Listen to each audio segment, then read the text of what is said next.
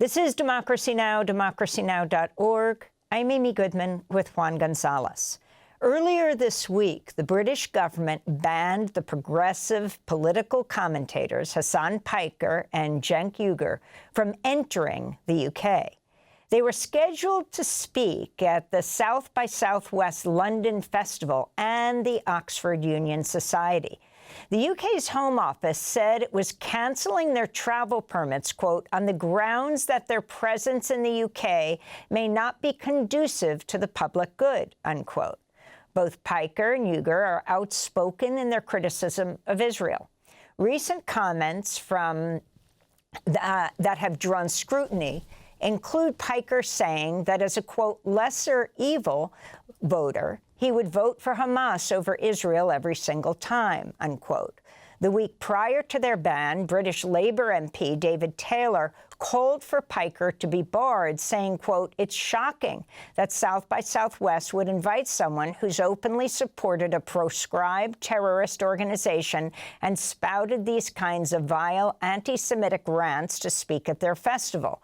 With the unacceptable rise in anti-Semitism on our streets, leaving British Jews in a constant state of anxiety, Hasan Piker is clearly not conducive to the public good, he said. Hasan Piker is one of the most prominent online influencers on the left. He has millions of followers and subscribers across social media platforms. He live streams on the gaming platform Twitch for hours every day. Recently, he's drawn the ire of the Democratic Party leadership for endorsing and campaigning on behalf of progressive candidates in primaries across the country. To talk more about his ban from the UK, his views on Israel, his critique of the Democratic Party, and more, we're joined by Hasan Piker from his home, where he streams in West Hollywood, California. Hasan, welcome to Democracy Now! Can you start off by responding to this ban on you? And Cenk is your uncle, is that right? Cenk yes. Uygur, on what this means. In fact, you're going to virtually participate in the Oxford debate anyway, right? Yeah. I was also supposed to, first of all, thank you for having me. It's a real honor to be on the show. I'm basically listening to the show a lot earlier than I normally would, because I usually do that in my morning routine. So Cenk and I were supposed to participate at the Oxford Union. We were supposed to do different panels at South by Southwest. I was also supposed to have a conversation with Jeremy Corbyn and Zach Polanski, the leader of the Green Party. And I also had another talk set up with former Greek finance minister Yanis Varoufakis. And then Cenk was supposed to travel to the UK with his family, and he was stopped at the airport, and he found out that his visa had been rescinded and that he could not get on the plane. So I ended up checking my visa as well and found out that my visa was also revoked.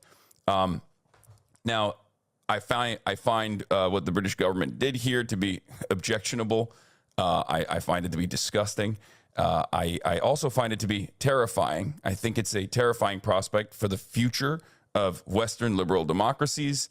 The fact that a country that has in the past harbored much more radical thinkers than myself to completely drop all pretext that they care about free expression instead of protecting it is, I think, a sign of the times. I think it's a sign that we're moving down we're headed down a very different, dare I say, fascist direction in the Western world. And this is happening, Hasan, under a Labour government in Britain, especially given Britain's particular role when it comes to Israel and Palestine being the primary imperial power that allowed the creation or promoted the development of the state of Israel. Yeah, absolutely. There's definitely a lot of culpability. That extends far beyond the Balfour Declaration, and the British government has been coordinating with the Israeli government. The Royal Air Force has been conducting surveillance missions, flying off of their Cyprus base. Keir Starmer has actually visited this base and has openly admitted that he could never say in broad daylight what the Royal Air Force is doing there.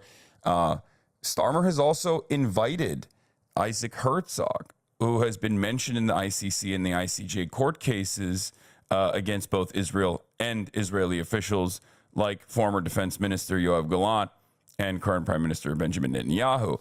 So the fact that England extends a red carpet to war criminals and collaborators of war criminals that have played a role in the genocide of the Palestinians, but then critics of Israel are considered to be real threats, significant threats to public safety, is preposterous.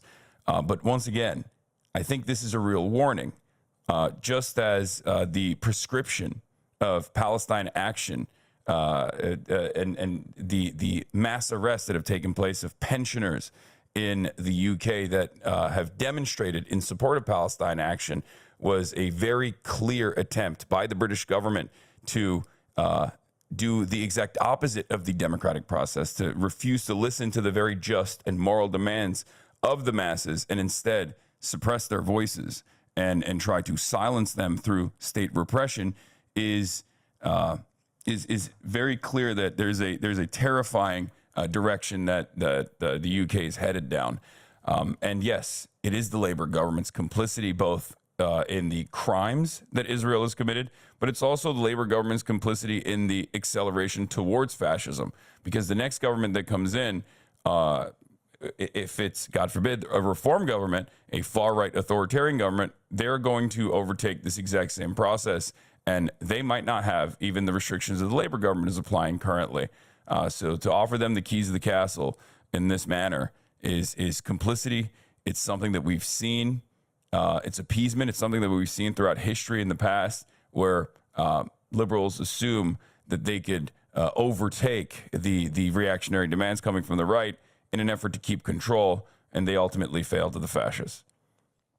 I wanted to ask you also about another international issue which you've been involved with, controversy lately. You went to Cuba in March with the Nuestra America convoy, which brought activists from 33 countries and medicines and supplies to Cuba to attempt to break this economic blockade and warfare that the United States has been involved in against Cuba. But last week it was reported that the Treasury Department sent you and Medea Benjamin, founder of Code Pink, who helped organize the convoy, a request for information from the Office of Foreign Assets Control to look into possible violations. What's your response to this inquiry? Yeah, so I've yet to receive a subpoena, even though Fox News claimed I received one. I have not. But I think that the news article itself was symbolic. I assume that this is less of a real inquiry and more so an opportunity for the American government to try to silence political dissent and to also criminalize activism. We were there to support the Cuban population with humanitarian aid that was necessary. And I also separately got a journalism visa as well to cover the atrocities that were taking place on the ground and to try to figure out what our government's culpability was in the economic devastation that Cubans were facing. And I mean, it was horrifying. You guys have covered this stuff extensively, but it's very clear that the Trump administration is not making it a secret that they want to prosecute all manner of political dissent, whether it be the counterterrorism initiatives implemented by Sebastian Gorka, or even now lawfare by way of the Treasury Department. I think the goal here is to, once again, just like the British government, silence dissent and maybe even ultimately criminalize it. Hopefully this won't be a precedent-setting case, but we are headed down a scary path here. Hasan, I wanted to play a clip of a short documentary about your trip to Cuba. For years, I've wanted to visit Cuba. I wanted to learn about the problems caused by the embargo. I wanted to see a socialist society in person. Last month, I took the opportunity to go as part of a humanitarian mission to bring aid that my government won't. I'd be accompanying Progressive International alongside hundreds of others from around the world. Activists, journalists, artists, and politicians will be coming to the island by boat and plane to deliver over 40 tons of necessary supplies, food, medicine, and medical equipment. All right, we're in the heart of Havana right now. One of the things that I've immediately been hit with is how beautiful the city is, but also how hollowed out it is in many ways. It looks like, I mean, some of these houses, they have the skeleton, they have the outside, but inside it looks like it's bombed out, you know? There's people living in it, but like very clearly, this is in a dire state of disrepair. More indictments have been brought in this last day against Cuban leaders. Hasan Piker, did you actually deliver medical supplies? How successful were you? Yes. So the humanitarian aid mission was accompanied by hundreds of other activists as well. It wasn't just medical supplies. There was, I believe, food as well. The delivery was successful, but ultimately it's a drop in the bucket. And what the Cuban population actually needs right now is oil, because oil is what runs their entire energy grid. And unfortunately, the Trump administration has very openly created a blockade, and the island's energy grid is currently still suffering. Now, there's also one aspect to this that I think adds insult to injury, and that's the reality that there is actually parts of the Cuban island that are receiving oil with regular frequency, and that is, of course, Guantanamo Bay. That's an American military base on the island of Cuba, and it's basically an old colonial outpost. And so you have the situation where 90 miles off of our coastline, you have 9 million or so people suffering. There's food shortages. People can't deliver medicine all around the island because there's simply no oil.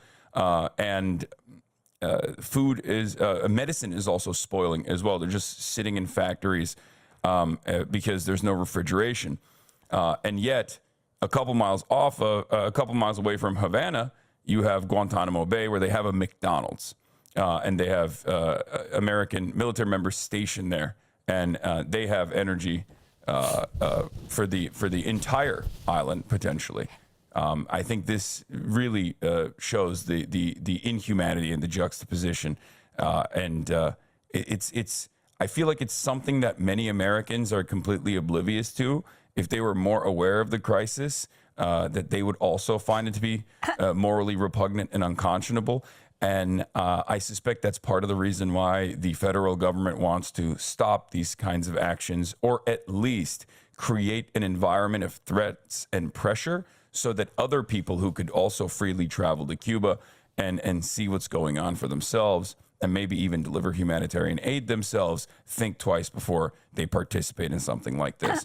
I myself am unbowed, and I hope others will be too. Hasan Piker, at the 2024 DNC in Chicago, 30 delegates to the convention were with the National Uncommitted Movement. Uncommitted delegates were selected in state Democratic primaries to call for an end to the Biden administration's backing of Israel's assault on Gaza. After the DNC denied their request for a Palestinian-American speaker on stage, uncommitted delegates and their allies staged a sit-in outside the convention hall. This is a clip of the co-founder of the uncommitted movement, Abbas Alawaya. Here is the scandal, my friends. Here is the scandal. The scandal is that there are forces within Democratic Party leadership who do not want us to talk about Palestinian human rights. But that's not sustainable. This is a watershed moment. So this was a watershed moment. You actually were inside the DNC for a while before they put you out. You had a select seat there as a commentator. But can you talk about the fact, I put this question also to Dr. Hamawi, who you campaigned with, along with Dr. El-Sayed. You campaigned with him also for his senatorial race. Can you talk about the autopsy report and it not talking about Israel and Gaza, though the issue took center stage at the DNC with this sit-in with people who are quite involved with the Democratic National Committee? Yeah, I think to myself all the time, whether this is a byproduct of incompetence or if they are totally aware that this is a major crisis, a major issue, and they're cynically trying to avoid having a conversation about it. I also had interviewed the uncommitted movement outside, and I had my press credentials revoked in real time while I was live broadcasting at the DNC while simultaneously being interviewed by a New York Times reporter, as a matter of fact, for my criticisms of the DNC. I was invited, but then, I was, I guess, disinvited at the same time for these exact warnings that I was issuing to as many Democrats as I possibly could. It turned out those warnings were true. And yet the Democratic Party still has not learned a very important lesson and still seemingly chooses not to listen to the demands of the masses. A similar pattern arises here that we just talked about with the United Kingdom. I feel like there's a real crisis in democracy and illiberalism in the Western world because of our complicity with war crimes and our complicity in Israel's genocide.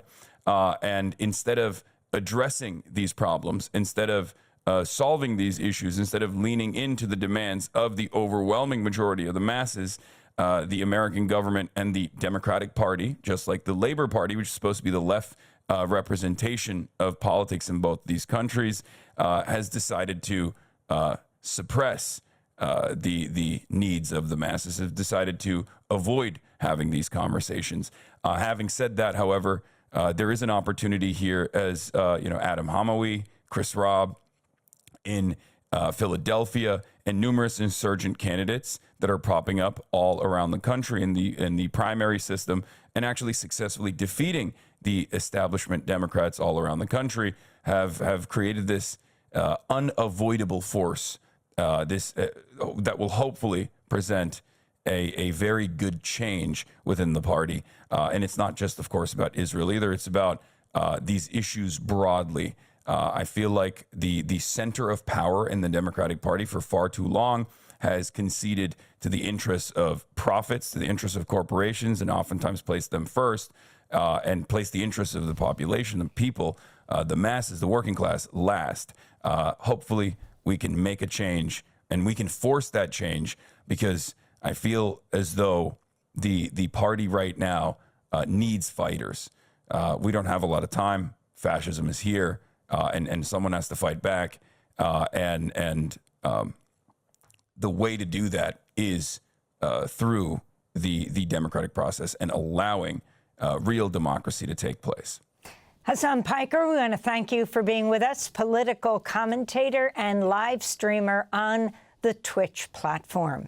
That does it for our show. I'll be in Tampa, Florida tonight. We'll be celebrating WMNF Community Radio at 2 screenings of the film Steal the Story, Please, about the history of democracy now and the importance of independent media at the Sunray Cinema. You can check our website at democracynow.org, and then at the O Cinema in Miami, Saturday and Sunday for 3 screenings. And of course, it'll be screening beyond that. I'll be with the director, Tia Lesson.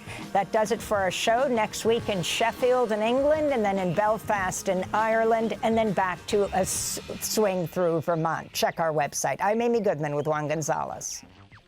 Thanks for watching Democracy Now! On YouTube. Subscribe to the channel and turn on notifications to make sure you never miss a video. And for more of our audience-supported journalism, go to democracynow.org, where you can download our news app, sign up for our newsletter, subscribe to the daily podcast, and so much more.